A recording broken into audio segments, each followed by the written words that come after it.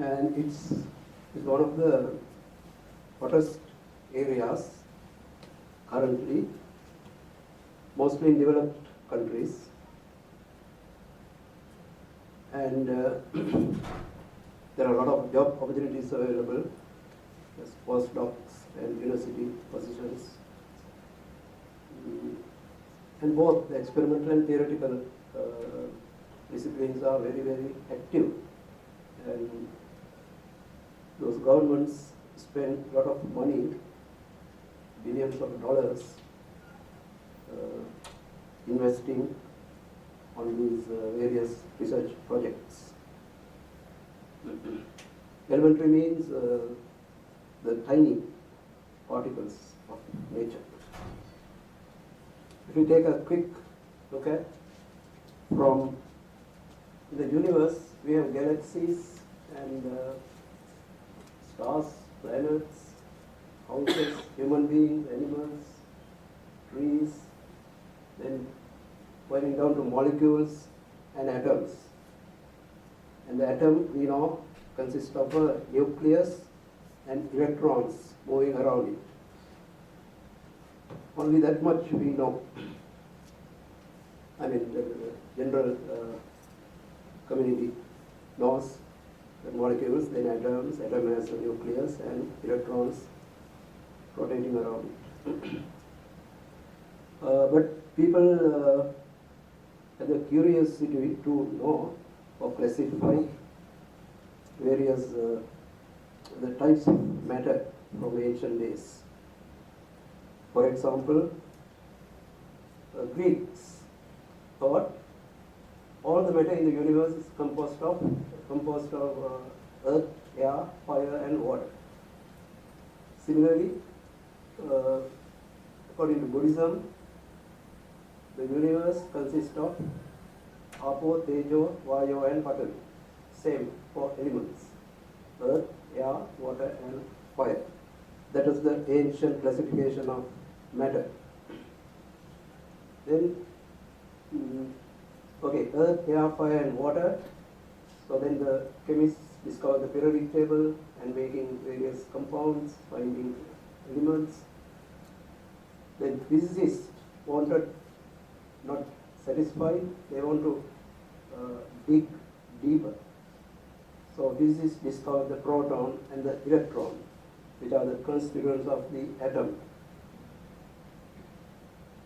So this curiosity-driven quest for knowledge did not stop here. Physicists were asking, is the electron and the proton, are they the fundamental building blocks of nature, out of which molecules are made and the matter is made? So the quest went on, and now they have found large number of particles which are much more fundamental than electron and proton. These are known as subatomic particles, about 200 of them, or more than 200 of them in nature. So it's a large number. Cannot be the building blocks of nature. What are they consist of? Then the quest went on experimentally, theoretically, to find a smaller number of smaller particles known as quarks and leptons. So quarks and leptons are the building blocks of all these particles, including electron and proton, and finally all matter. What are these subatomic particles? We get subatomic particles in cosmic rays, rays coming from outer space to Earth, mostly from the sun and other stars. Every second, a large number of cosmic rays, particles coming and hitting the Earth, almost every second. And some of these particles go through your body, strike your body, but not seen. They are too little, too small. So this is one source of elementary particles coming from outer space. This field of physics was known as cosmic ray physics in 1940s, 50s, 60s. And we have another source of these elementary particles. We can produce them in high energy particle accelerators. When you accelerate a charged particle like a proton or an electron to high energies and let it bombard another particle or atoms, you can generate these elementary particles in a research reactor. There are huge research reactors in the world where they do this. You create elementary particles. The principle is like what you have in an old TV or computer monitor, where you have a cathode ray tube, electrons are accelerated through a potential difference and hit this field. The same principle is used to accelerate charged particles. You can accelerate protons, electrons, or any charged particle by applying a potential difference, high potential difference. So you can accelerate these charged particles, say protons or electrons, into very high energies by using high electromagnetic fields. Okay, this is the largest such particle accelerator in CERN, which is in the border of Switzerland and France, I think, Geneva, close to Geneva. It's called Large Hadron Collider.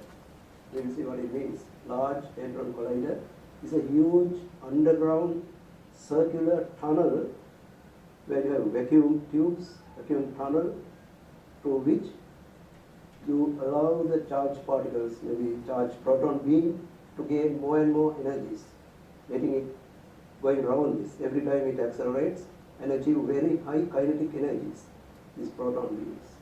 CERN is a center for nuclear research. This is one of the detectors of such a huge underground tunnel for particle beams. Beams go and hit one of these detectors. Just look at the size. This is a human being, a man. So these are huge detectors underground, waiting to capture new elementary particles created in these reactions.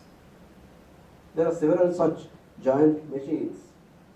CERN in Europe, DESY in Russia, Fermilab in Illinois, Stanford Linear Accelerator in California,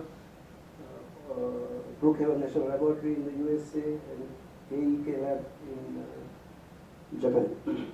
All these are huge machines costing billions of dollars to make, to build.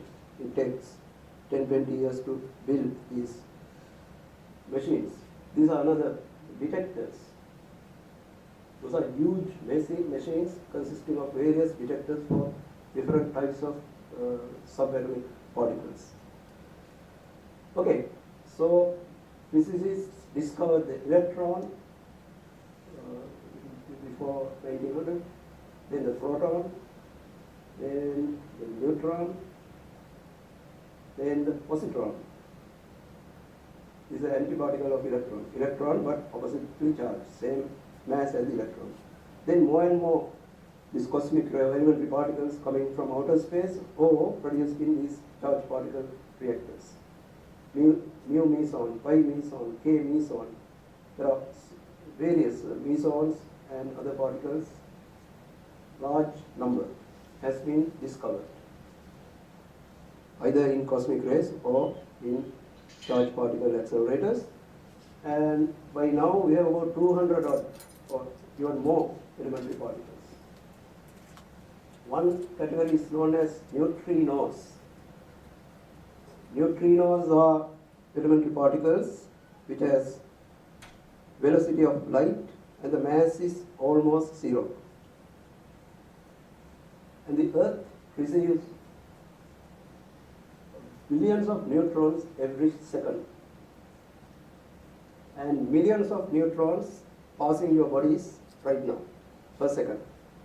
Neutrinos going through our bodies.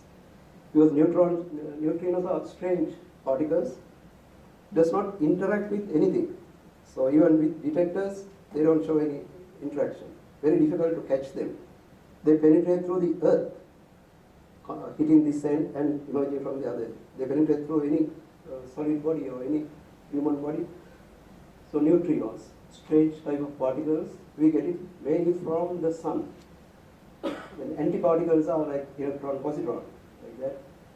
Then up to now we have more than about 200 odd elementary particles. Now this is a nuclear reaction, cobalt converted into nickel isotope, producing an electron and an electron neutrino. So this is a nuclear reaction which happens inside nuclei.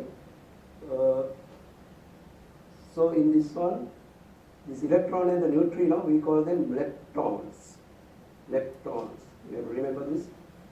Leptons are electron and neutrino for the time being. We call this particular one electron neutrino because it's produced with a neutron, with an electron in a nuclear reaction. Just one example of a lepton. These are lepton, these are lepton. Okay, finally, all the non-elementary particles, we call it subatomic zoo. All the non-elementary particles can be classified into leptons and hadrons, two categories. And the photon is a light photon, light quanta, is in its own group. And leptons, okay, electron and electron neutrino, we just discussed. And there are several more. Electron, muon, tron, electron neutrino, muon neutrino, tron neutrino. So these three particles and associated three neutrinos form 6 lepton families. Leptons are weakly interacting elementary particles. Then on the other side we have strongly interacting elementary particles. Again, two subcategories, mesons and baryons, pions, kaons, proton, neutron. All these are known as hadrons. Two categories. One group of hadrons obey Bose-Einstein statistics. The other one obeys Fermi-Dirac statistics. Anyway, don't worry about so much. Hadrons, all these are strongly interacting elementary particles. Leptons, 6 leptons are weakly interacting elementary particles. This list is quite long, about 200. Here only 6 we have. Here only 1. Okay, these are the baryons, a type of interacting particles. We start with the proton, neutron, and the lambda, sigma, chi, all these. The masses are given, and the charge, electrical charge, proton is +1, neutron is neutral, like that. So we can go on listing all these elementary particles. Mesons, these are the category, which of these Fermi-Dirac statistics, ions, kaons, right? Don't worry about it. It's a large number of tiny particles. And these elementary particles undergo reactions. For example, positive pion can decay into a positive muon and a neutrino. Or negative pion can interact with the proton to create two other particles. Okay, so neutrino we discussed briefly is electrically neutral and a tiny mass, almost zero, travels at the velocity of light, and it's interact through weak interactions. About 65 billion solar neutrinos per second pass through every square centimeter of the Earth's surface per second. 65 billion neutrinos from the sun pass through the square centimeter on Earth.